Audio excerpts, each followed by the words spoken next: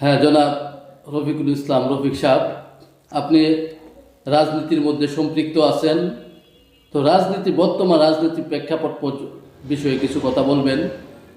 আপনাকে জিজ্ঞাসা করব, বড় মানুষ যারা আছে রাজনীতিকবিদ, তারা বিভিন্ন সময় বড় ধরনের আলোচনা করে। আমরা গ্রামের রাজনীতি করি, এই বিদায় আমরা গ্রামের রাজনীতি বিষয়ে কিছু প্রশ্ন আপনাকে করব। সামনে আমাদের কিশোরগঞ্জ জেলা হোসেনপুর উপজেলার পুন্দি ইউনিয়নের কাউন্সিল, ওই কাউন্সিল সম্পর্কে আপনি কিছু বলেন। ধন্যবাদ হাফেজ শামসুল ইসলাম।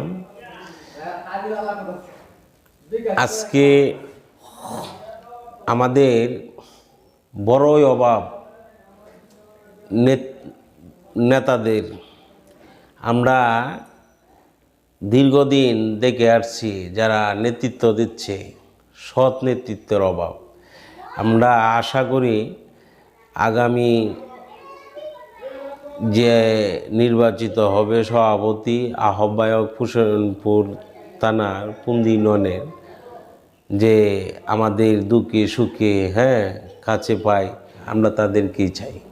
তাদের থেকে আমরা শিক্ষা নেব যে আগামী দিনের রাজনীতি। ধন্যবাদ। তারপর প্রশ্ন হচ্ছে, আমরা যে বাংলাদেশ জাতীয়তাবাদী যে দলটা আমরা করে থাকি বিএনপি, যারা আমরা জনাব শহীদ প্রেসিডেন্ট জিয়াউর রহমানের সৈনিক, যারা আমরা আগামী দিনের রাষ্ট্রনায়ক জনাব তারেক রহমানকে ভালোবাসি এবং শ্রদ্ধা করি, আমরা কি আগামী দিন আমরা রাজনীতি যে আমরা করব, কিভাবে করব, আমাদের কার্যক্রম কি ফ্যাসিস্ট স্বৈরাচার শেখ হাসিনার আমল যেভাবে গ্রাম থেকে শুরু করে বিভাগ এবং সংসদ পর্যন্ত যেভাবে চলছে, আমরা কি সেভাবে চাই, না আমরা ভালো কিছু জনগণকে দিতে চাই এবং তাদেরকে দেখাইতে চাই? আমাদের তারুণের অহংকার জনাব তারেক রহমান সাহেব, উনি আমাদের নেতৃত্ব আসবেন এই আশা, বুক ভরা ভালোবাসা নিয়ে আমরা আছি।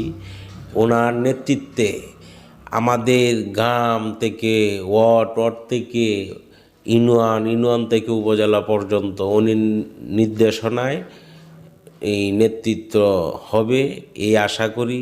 এবং আমাদের এই ফ্যাসিস্ট সরকারের যে মনোভাব, এইটা আমাদের এই তারেক রহমান সাহেব এটা দূর করে আমাদের শান্তি এবং জনমানুষের নেতা হিসাবে উনি ওই জনমানুষের মাঝে থাকবেন।